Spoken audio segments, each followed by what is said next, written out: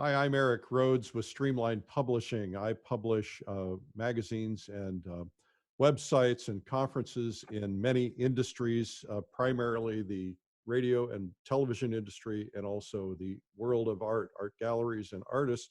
But we wanted to try and help people through this coronavirus, and I've been engaging experts, and one of the great experts that I think you need to hear from today is Lee Milteer. Welcome, Lee. Thank you very much, Eric. I'm very happy to be here. Always happy to work with you. Well, that's nice. I feel the same way. So Lee is a performance and productivity coach, and she's a best-selling author. She has several books out. Her most recent is Success is an Inside Job, also Reclaim the Magic, the Real Secrets of Manifesting Anything You Want. And one of her best-selling books is The Magic of Prayer. And she's really an expert in your state of mind and how your state of mind affects 80 or 90% of everything you do.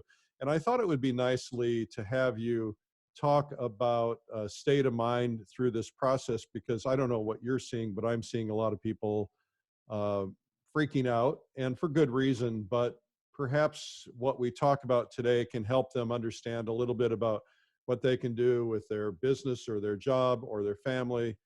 What are the kinds of things you're seeing? I am seeing people take score too soon. That, the end of the world has happened. You and I both lived through 9/11. We lived through 2008. We're still here. We're thriving. I think people are occupying themselves with negative thoughts. And since the body follows the mind, that's just very bad for your health, because I know people who are so freaked out. I mean, they literally won't get the mail. They are terrified to go out. If they do go out, they have like full regatta of everything. They're not even the age of people who are really, the Affected. elderly. They're not at all. So I see people really allowing fear, which means fantasized experiences appearing real, overtake them. And I contribute that to the fact of what kind of caliber of information are they listening to? What kind of news programs, what kind of friends, what kind of relatives, what's going on that's feeding them this information of absolute fear. Now, I'm not saying that we shouldn't be prepared and we shouldn't do the right things. I think we should. However, to allow fear to run us, what that really does, whether you're a business person or an artist or, just anybody, what that does is it shuts down all of your creativity. It shuts down, opportunities, because then, people are sitting in front of Netflix all day long. I'm seeing people say they're bored. Well, I'm never bored because I always have stuff to do. And secondly, I've never worked so hard in my life right now doing stuff, because you and I are big friends with Dan Kennedy. And Dan Kennedy basically says right now, your whole job is to hold on to the clients that you have, and that you nurture them and love them and pay attention to them. So I'm doing a massive amount of things over and above anything I have done before. And have I lost stuff? Yes. Will I get it back? I hope so, because I'm doing all the right things to make sure that the pain of disconnect from me and my services is challenging for them, because I'm giving them so much. I think that you brought up a couple of points, and I want to kind of drill down on those if I might. When this first started, the first couple of days, I was in a fetal position. I was worried, excuse me, I had to lay off employees. My business was crashing. Everything came tumbling down around me. And of course, there's the fear and wondering if we can even get toilet paper, right? So, Right. and, Toilet paper. and so for a couple of days, I was trying to keep a happy face on, but I was really having a hard time with it, admittedly. And then I interviewed Jay Abraham. And if you've not seen the interview I've done, you should watch it. But Jay started pointing out all the opportunities that were going to come from this. And it was like he turned the switch in my brain. And ever since then, I've not been worried. Instead, I've been more creative. I'm learning new ways to run and operate my business, expose my business, but also I just feel like my role in life is to help other people. And if I can help them now, maybe down the road they'll be thankful for that and remember me. But if not, that's okay too, because we got to help them get their head in the game. So every day at 12 noon on my Facebook account, I've been going Facebook Live and doing a kind of giving people free stuff, talking to them, getting their head in the right place. So one of the things that we should be doing, you mentioned that the head really impacts the health. Yes. And I think a lot of people don't believe that. So can you make me believe it? Okay, well, I don't have any scientific data to be able to just whip out of my head, but I will say that, if the body follows the mind. I mean, what you think about, if you are obsessed with fear and thinking about everything that's going to go wrong, your immune system actually does not operate as well. And it affects every part of your body. Your immune system just starts to become weak. Our job right now is to have an immune system that is so strong that no matter what we are exposed to, our body will protect us from it. So I think you know this. I used to be a professional photographer and I traveled around the world extensively for many years. That entire time I traveled around the world, and as a professional speaker traveling over 20 years, sometimes 100 cities a year, I never got sick. And the reason I never got sick is, one, I was very aware of that I had to take care of my body. It was my machine. It was my unit to get to where I needed to go. And the first thing I always had to do was have clean thinking. And some people like to call that accurate thinking, but clean thinking for me was I do the right things for my body. So for a little tip that I did is that every morning I drink hot water with 3 slices of lemon in it because it alkalines my body. And if you do that, the holistic doctors that I've gone to, because I've gone to anybody and everybody I can find that could help me stay healthy, they all say an alkaline body is a protected body. And so the only time I ever got sick is I was actually on a train from Paris to Switzerland, and I ate something and got food poisoning, which, you know, that Happens. happens. Yeah. It happens. So, the food poisoning was more powerful than the lemon with, the hot water. But I take lots of vitamins. In fact, there's a big pile of vitamins right here that, I take during the day. I go to bed very early because I believe that sleep is the most powerful healer there is. I try to keep my body on a very strong regiment.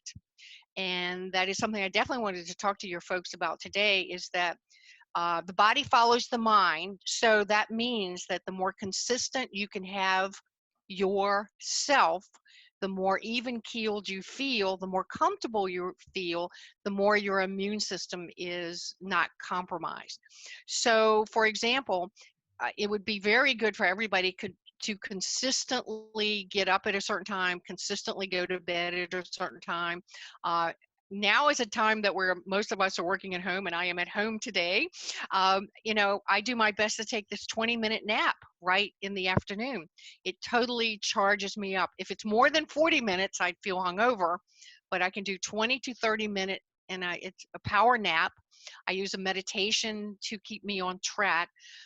But again, Eric, I start every day with this mindset of today is a great day. I will see the opportunities. I will be healthy and happy, and I'm getting better and better every day. I'm talking to my friends who are saying, and actually my kids are doing this too. They're because they don't have much school, they're phoning it in. They're staying up till 3 o'clock in the morning, and then they're sleeping late in the day. And my friends are, they're some of them are working and some of them are not, and so they're staying in their pajamas all day. They're staying up late, sleeping late. They've changed their schedules. I've noticed, you're wearing the beautiful necklace. You're all dressed up, and I've been getting into my work clothes, which is usually a blue or a black shirt and nice pants, and I've been doing that every day, even though on the weekends I might be in my t-shirt and shorts. I'm trying to keep my head into my routine. So how important is that?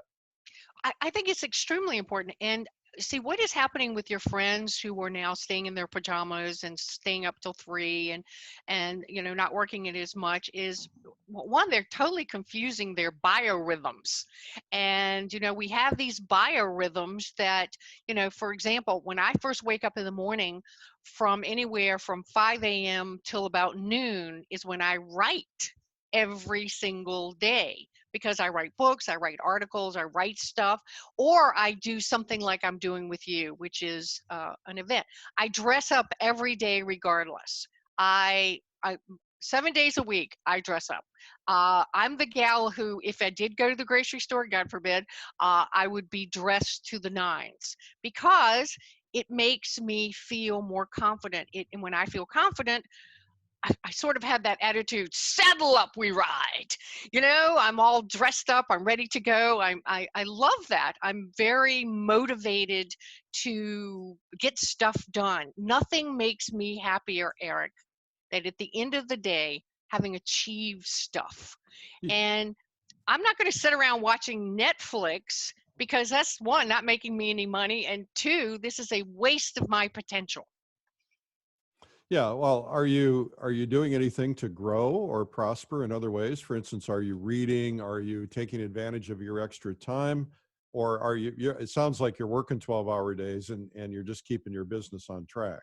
I am working very, very hard, but I'm taking some online courses on some things I've wanted to take online courses before.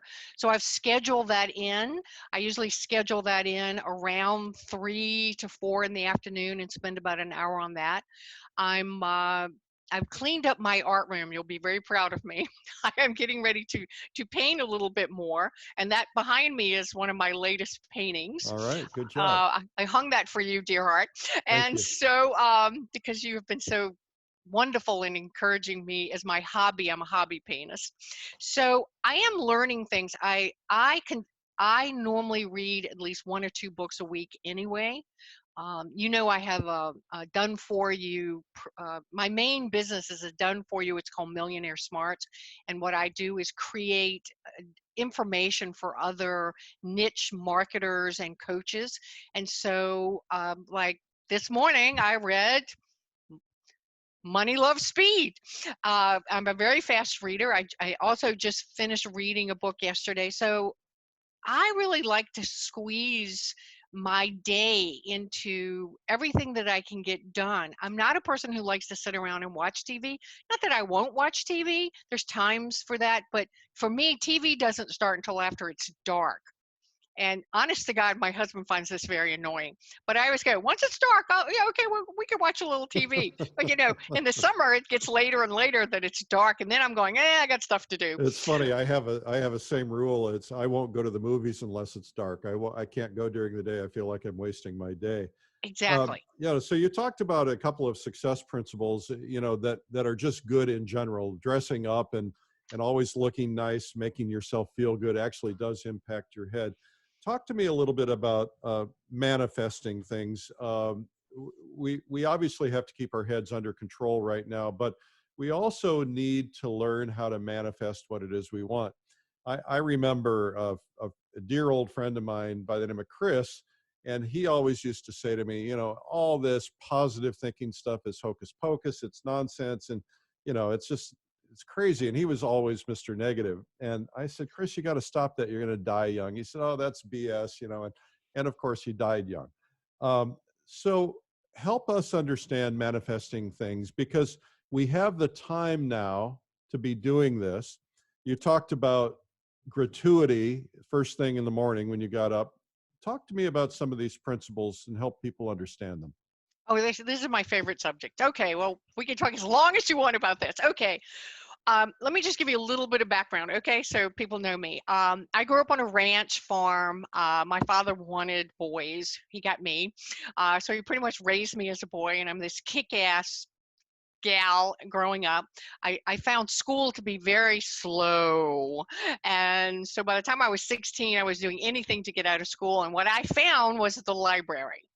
And the library, and even though I'm in school, I could then control what I could learn. And one of the books I read was The Magic of Believing by Claude Bristol, which opened up a world to me about manifesting. I read Think and Grow Rich by Napoleon Hill, and I read Psycho-Cybernetics by Dr. Maxwell Maltz.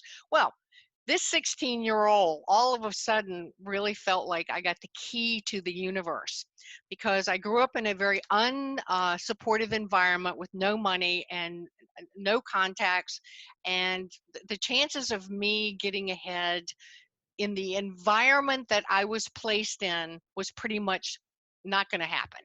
So I knew from a very young age that if it was going to be done, it had to be done by me, that I wasn't going to marry it. I damn well wasn't going to inherit anything.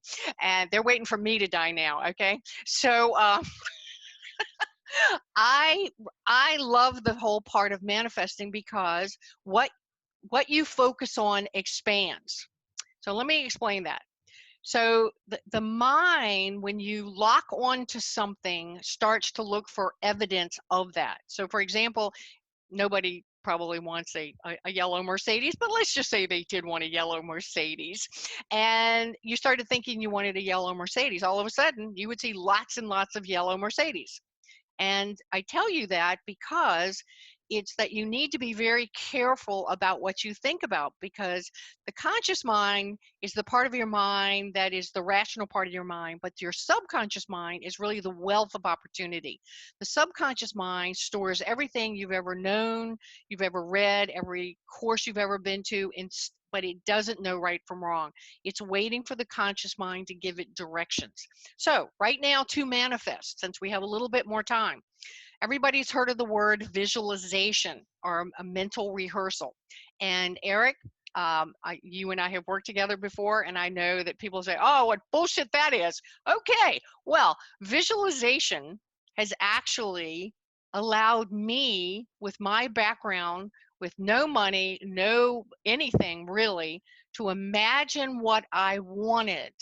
Now, I'm not going to say it always landed as I imagined, but it got me further along down. Well, you're sitting in your mansion on the ocean. I think that probably is something you visualized. I did. I visualized that for a very long time, but I just know that people seem to be so hesitant to believe that you can create pictures. So one of the first things you can do, since you have time, is go through all your mini magazines that you need to get rid of anyway. Don't get rid of my magazines. No, not the art magazines, but the junk magazines, and cut out pictures of something that you really want. But however, there's a little thing you need to know. Do not cut out a picture of something you're not willing to actually put action towards. Right. In other words, don't cut out a mansion and stick it up on your vision board if you aren't willing to go to work. If your whole strategy is, I got to win the lottery to have the mansion, that doesn't seem to work very well. So whether it is jewelry or big houses or a car or horses or anything that I want, I think very clearly about what I want. And by the way, the subconscious mind doesn't deal in words so much. It deals in images. And so you need to not only have the picture up, and by the way, I don't advertise my pictures, my vision boards. They're behind my closet door or in my personal bathroom. I don't want people to see this. This is a private thing, what I am visualizing for the future. But Walt Disney really, sort of brought the whole vision board into the world because of doing commercials and movies, and they're called storyboards. And you're very familiar with storyboards, but a vision board is very much like, what do you want your future to look like? And so I want you to know this. I'm going to thrive during this time. You know why? Because I'm deciding to thrive during this time. Exactly. So whatever it takes for me to do. Plus, the last 10 years where everything's been so successful, and I teach primarily mindset, and people, oh, who needs that mindset stuff? Well, my phone is ringing off the hook. my websites have gone crazy selling my books and my products. I am backed up all day long, all week, doing webinars and stuff, because suddenly mindset is very important now, because we're not just on, this, even path where we know when we're going to go, the way that you think. So I urge you each morning when you wake up to simply, before you get out of bed, think of 3 things that you want. Imagine those in details, fill in all the sight, the sound, anything and everything that you can make it real, and just see yourself in that situation. It's even good if I'm negotiating, Eric. If I know I'm going to negotiate with someone that day, I imagine the whole negotiation scenario, and I think of everything they could possibly say that would trip me up. And it's sort of like a rehearsal of how to handle the situation, You or taught me that. or a difficult person. So I'm a big believer in having scripts in your brain ready for difficult situations. So I imagine myself in this house long before I bought the property, long before we signed the deal to start building the house. I've really imagined myself on national television, on radio. I imagine myself signing books long before I could get a publisher, and I was getting rejection slips. Like, I got a drawer of those. Uh, I imagine meeting the guy who was the perfect match for me, which, by the way, is not an easy thing. And I've just imagined this life of, I'm an entrepreneur and I want to live life on my own terms. I'm a true renegade millionaire, as one would say. And I know people are not popular about saying you're a millionaire, but hey, was my goal since I was 16 years old. I was Well, determined. and everybody's got their own thing. So this idea of envisioning something doesn't have to be about money or material objects. It can be about, you want to build a charity, or you want to do something for other people, or you want to become better at business, or better at art, or better at whatever it is that you're looking forward to. You taught me that. I was in a mastermind with you for a couple of years, and I was on the hot seat, and I made some kind of a statement like, "Oh, this isn't possible." And you climbed all over me and said, "You need to change that." And one of the things that happened, I remember getting on the airplane that night and thinking about, what do I want? And I started manifesting, well, I want an article in Success Magazine. And it happened. It happened. And now the other thing, I remember when I did first learned vision boards back in probably the 80s, I told myself that if I built my business to a certain level and I sold it, that I was going to reward myself with a Porsche. So I cut out a picture of that Porsche. I didn't have a whole vision board. I just stuck that picture right on my bathroom mirror. So I looked at it every day. And in the beginning, it was like, oh, that's not possible. That's not possible. But the more I looked at it, the more possible it became. And then next thing you know, my business sold. I made some money. I got the Porsche. I bought a used one because I'm conservative. But the idea is that these things really do happen. And I've done this with salespeople, where I had encouraged them to build a vision board, and they would put it up on their desk and so on. And next thing you know, they're hitting their goals because they're moving towards their visions and getting the things they want. So I think, in spite of the fact as it sounds like hocus pocus, it does work. And I was reading an article recently, I think it was at John Hopkins, but I may be wrong about this, that they actually now have proven that mindset does affect our physiology and does affect what happens in our lives. So they've gone through some kind of a process to prove that. I don't know what it is. Look, this was the one thing, Eric, that I could hang on to as a poor 16-year-old, because I left home at 17, and you know, I've been on my own and taken care of myself, my entire life. And um, so when you say that anybody can do it, just think about your weight right now.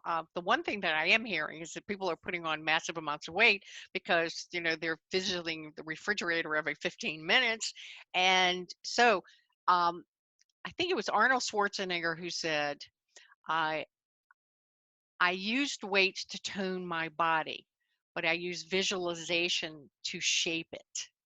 Hmm. And the Walt Disney um, so there's a story about a group of Japanese students who were going through in the Walt Disney, area, and one of the vice presidents overheard one of the students say, "Isn't it a shame that Walt Disney died before Epcot got finished?" And the guy went over there and said, "Excuse me, son, you don't understand. It's because Walt Disney saw it in his mind that it is here today." And that is very true about all of us. So when we allow external people or things or environments to tell us that we can't do something, then that becomes a reference in our brain. That reference in our brain will continue to build for us or against us. So if someone tells you you can't do something and you buy that notion, hook, line, and sinker, that you can't do it, then it becomes true that you cannot do it. But if you insert new references in your brain of something that is possible, then your brain will start to work and try to scan the landscape of your reality to find an opportunity for you to be able to do that, to be at the right place at the right time, to be inspired to be in Success Magazine, whatever it is. I think the real secret, Eric, is we're all very different. We all have different phases of our life. It's like, what do you want right now during this period? What do you want when it's over? Because it will be over eventually. It will be over. Everything in life changes. It continuously changes. Blink and life has changed. And so I know when 9/11 happened, I had $1 million on the books with AT&T, Ford Global, Walt Disney, the biggest Fortune 500 companies. I had $1 million on the books and speaking. In 17 days, it all disappeared. And I could have just laid in bed and cried, which, trust me, there was a couple of days of that. But I kind of got myself together, pulled myself up, went horseback riding, because that gives me a lot of creativity. And I said, okay, Lee Milteer, let me ask you this question. What is it the world will want now that you have the ability to provide that is different from what you have provided before? And I was relentless about asking that question, because questions are such a powerful force to allow us to tap into those desires and that parts of ourselves and get answers, because it also triggers all of your intuition. And what eventually happened, Eric, was about a year later, I suddenly realized what I could do was create this thing, which at the time was called co-op coaching. So instead of just doing coaching for one person in their company and their herd of people, I put a whole bunch of people in together and went from zero income to 60 grand the next month. Okay, well, we replaced that $1 million with this business. Now it's trademarked. It's called Millionaire Smart. And everything has a shelf life. A lot of us are doing something now may not have a shelf life anymore. And so now your job is to go, I still have talents and abilities. I have wisdom. I have a lot of experience. The world is shifting. There are new paradigms opening. And just as you said at the beginning of our call, how something triggered, new thoughts. There are new opportunities for us. We just have to not be in fear, but be confident that we will find those opportunities. But here's the secret. When you find them, you must take action on them right away, because immediately, because somebody else, that idea didn't come to you by yourself. It comes to a whole bunch of people at the same time, and they've proven that through history, that great concepts come to a whole bunch of people at the same time. So The it's the person. automobile was invented in 3 or 4 different places at the same time, and none knew the others were working on it. Exactly. And so again, when I had the idea, this whole baby was up and running in 30 days. Well, I think that's really an important point anyway, because people ask me how I get so much done, and I don't think of it in those terms. It's just like, if there's an idea, I take action on it that day. It's like, jump on this now. And so, and what I manifest really makes a big difference. I had Jay Abraham in and was doing some consulting for us. And Jay said, I told him a particular goal. My goal is, because I teach people how to paint through various companies we have. I said, my goal is to teach 1 million people how to paint.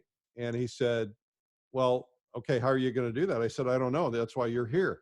He said, well, Eric, you need to get on a national TV network right away. And I said, Jay, that's not going to happen. He said, no, it's not going to happen if you believe that. He said, start believing it. He said, go home this weekend and think about every detail of what's going to happen with that show. And he said, it will fall in your lap. And I thought, Jay, that's BS, complete BS.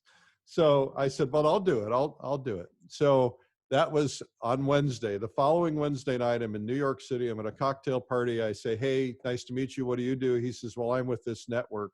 I said, funny thing. And I told him my story about this. He said, what's the idea? I told him the story. He says, I want a meeting with you on Monday with my team. I got the show. I got a contract for a show, which I'm working on now.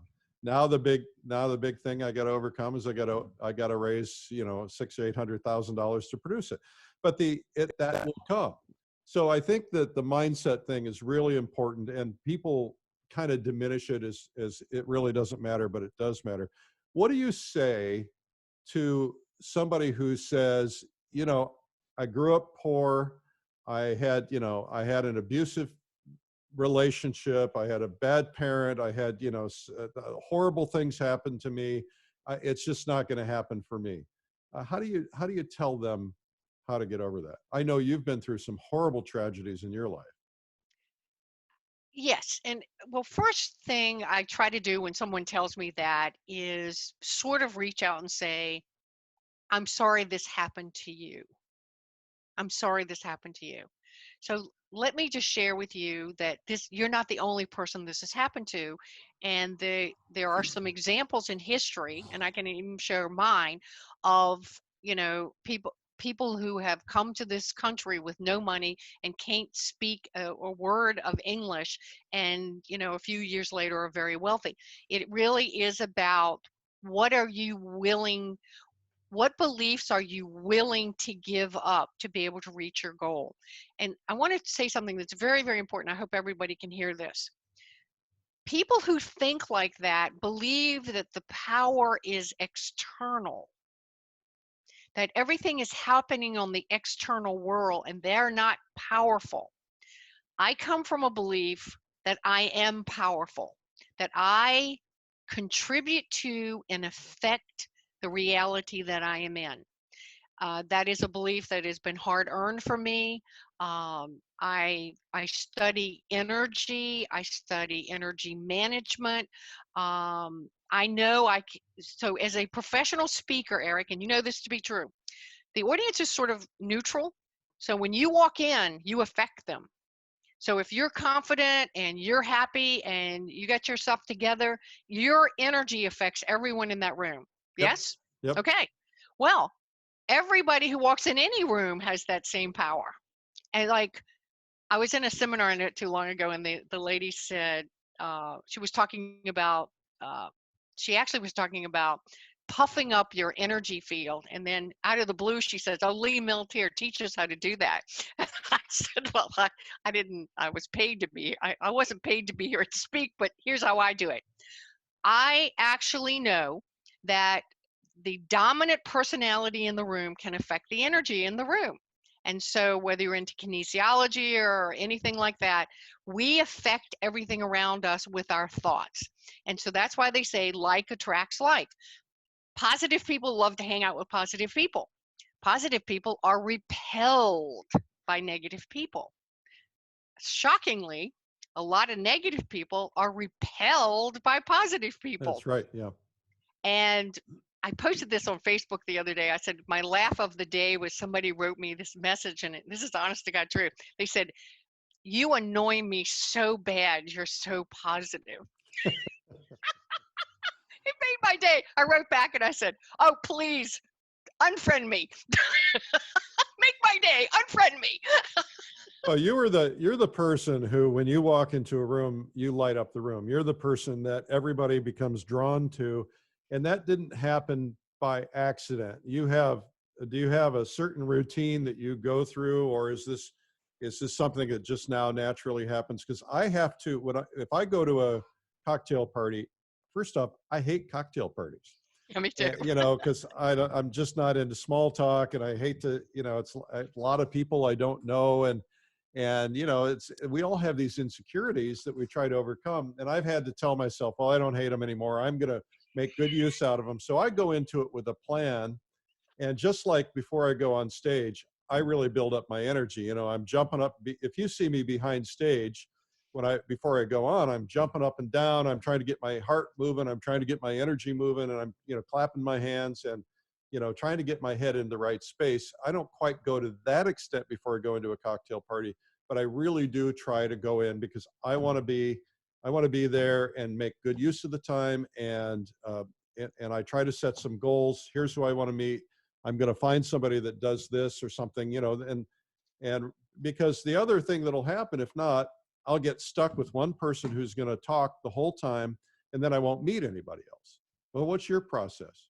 Okay, so first, you're an introvert, and I'm an introvert, and some of the most famous people on earth who are incredibly creative are introverts. But what we are, whether you know it or not, are functioning extroverts Right. for short periods of time.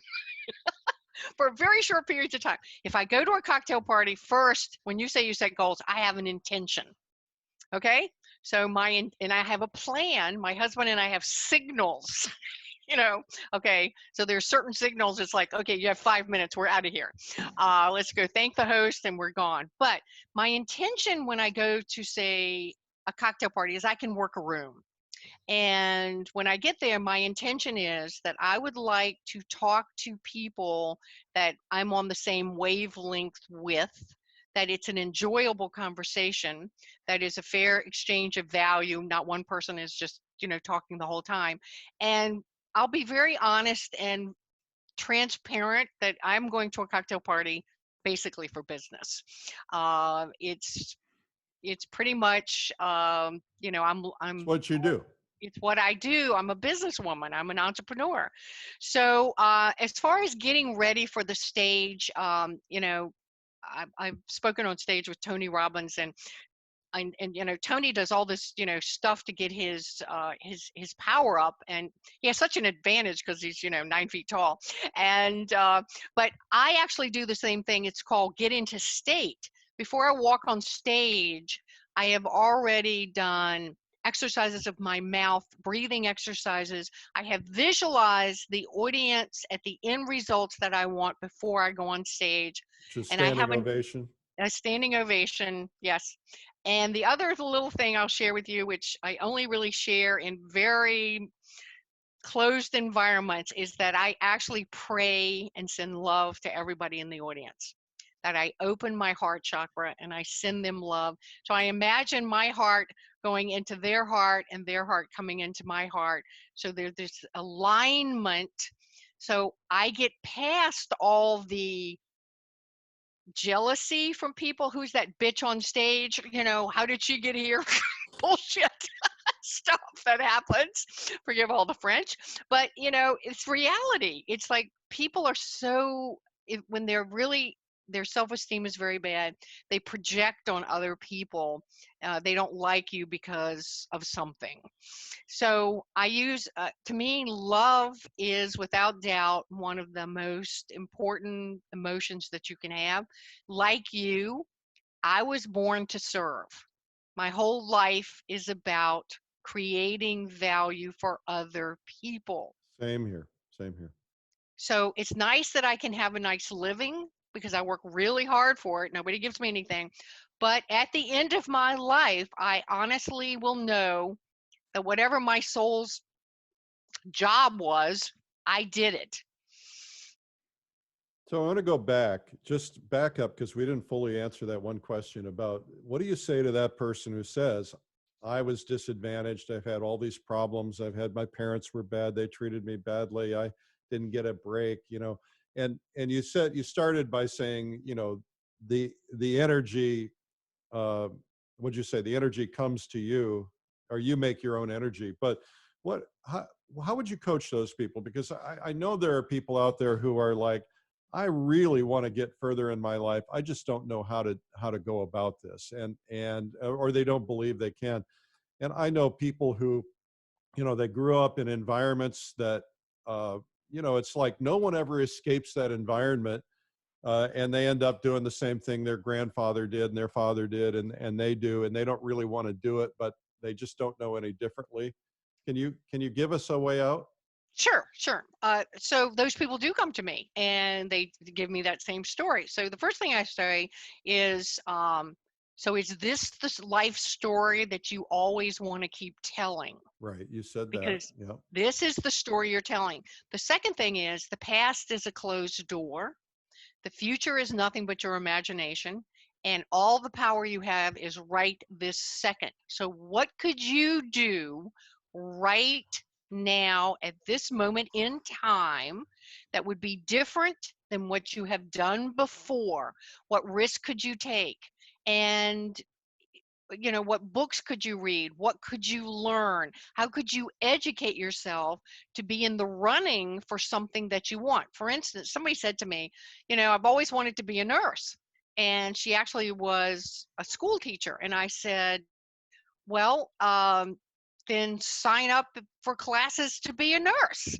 And she said, oh my God, I'll be in my 50s by the time I'm in a nurse. And I said, and so if you don't start up and be the nurse by the time in your 50s, how will you feel by the time you're in your 80s? You will have regret. So we don't ever regret our mistakes. We regret missed opportunities. Right. And I think that really is the core of what you're doing. Right now, there are opportunities that will be revealed of things we can do that maybe the paradigm shift has opened up that we couldn't do before. For example, this massive staying at home to work. So if anybody can think of very practical, usable, sellable things that companies could do to make their employees at home be more productive. I would I be mean, shuddering. I would be shuddering right now if I were in the commercial real estate business, because 15, 20 years ago, I realized I no longer needed that floor in an office building for my employees and that we could all work from home. And we've been a virtual company since then.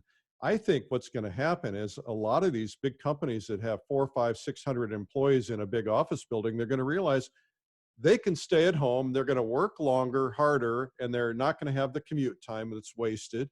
And we don't have to spend millions in real estate costs. So if I were, right now, retailers who have all the, or commercial builders who have these retail spaces that are empty, now it's going to get worse because everybody who wasn't buying online is buying now. So there's going to be a lot of opportunity in this. and we're not able to actually predict all those things because everything is shifting so fast.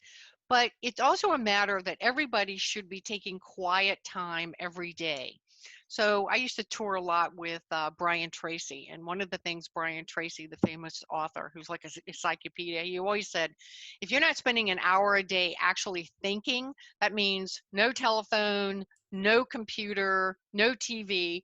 That, he said the best thing you can do is to actually, if the weather's permitting, get out into nature with a pad of paper and a pen, and start and ask yourself empowering questions like, okay, well, if I had $500,000, where would I invest it? What would I do?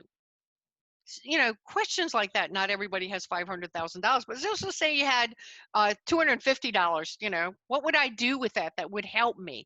Are thinking. And every day I get up between 4 and 5 a.m. and I have a ritual of I actually script out. And it's a form of goal setting. I've used it for years, and it's in my book, Reclaim the Magic. So I script out about this character named Lee Milteer. And so today is April 7th, 2020-ish, in that vicinity. My scripts will start basically on April 7th, 2021, if that makes sense. And I'm writing as if it already happened.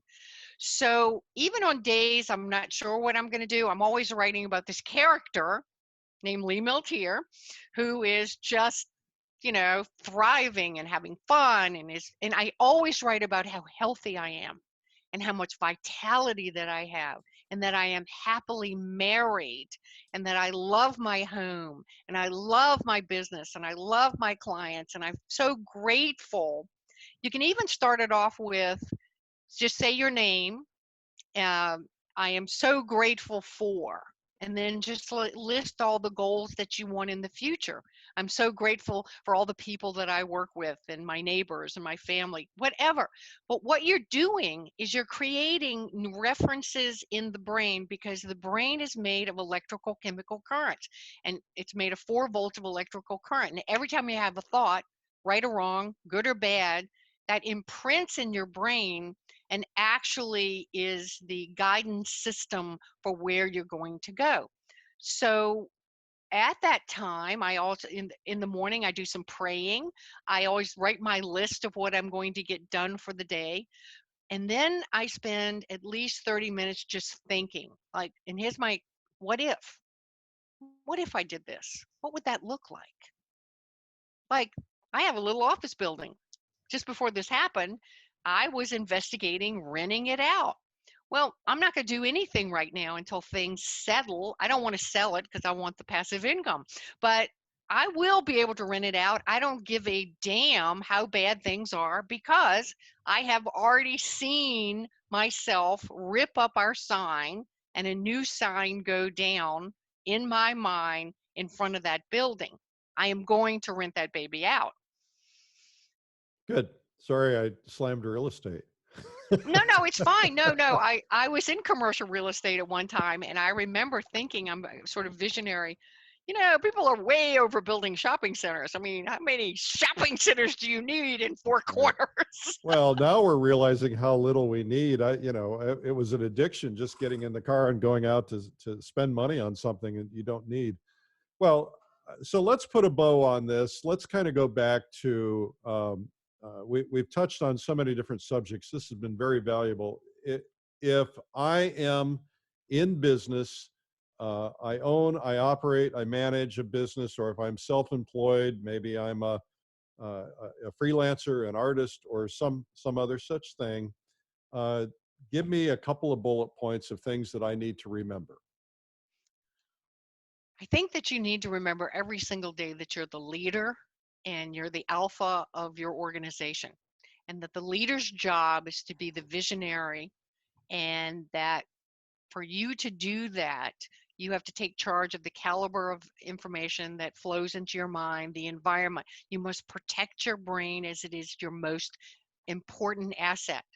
The second thing is you must remember that people who work for us are sort of like our children.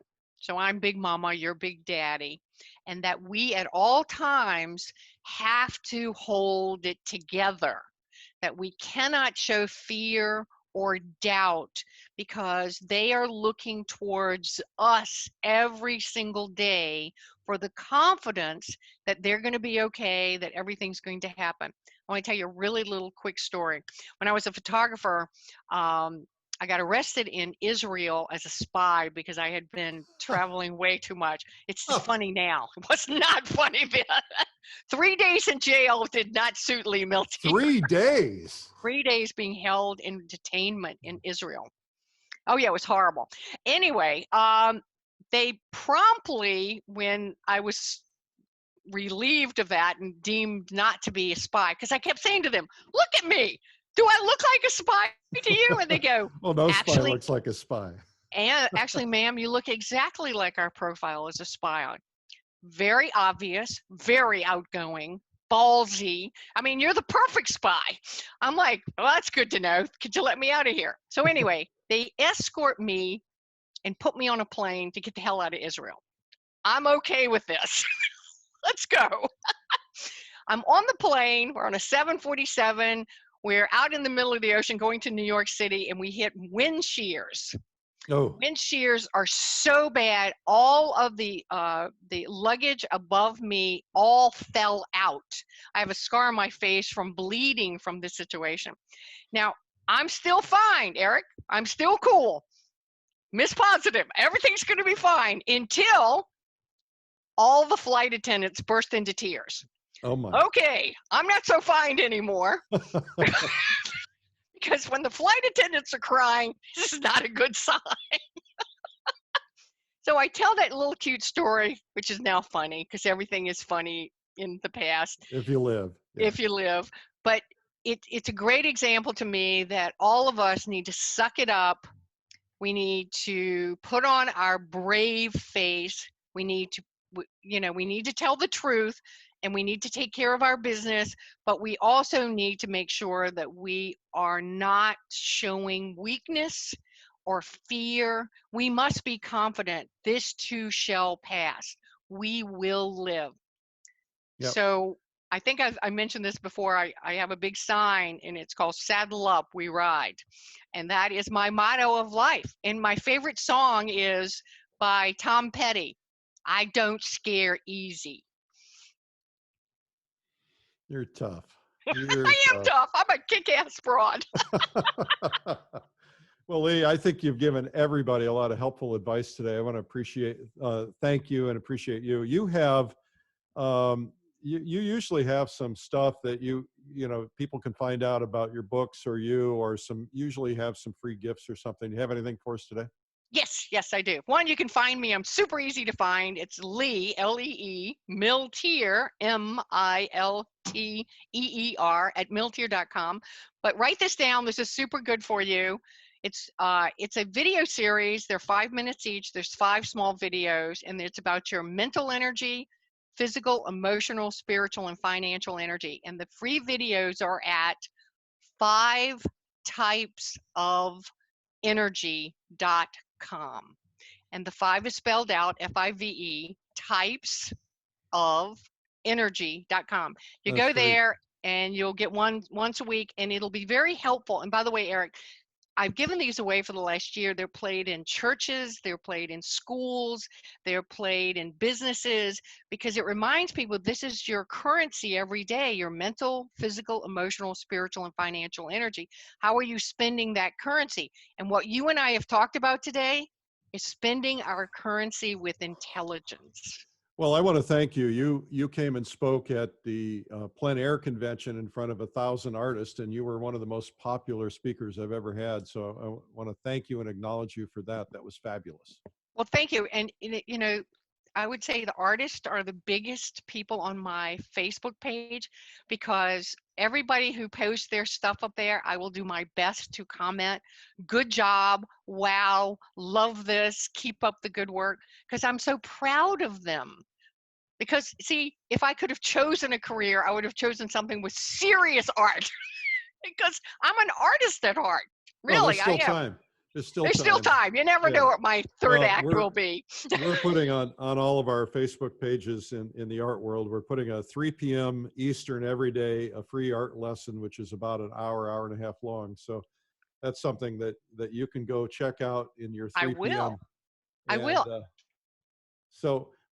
Lee, thank you again. And this has been fabulous. I think everybody's going to be uplifted a little bit more, and get control of yourself, folks. This is not a time to be timid. This is a time to take control, feel good about yourself, and understand that the time that you're spending with the media is necessary to an extent because you want to be informed.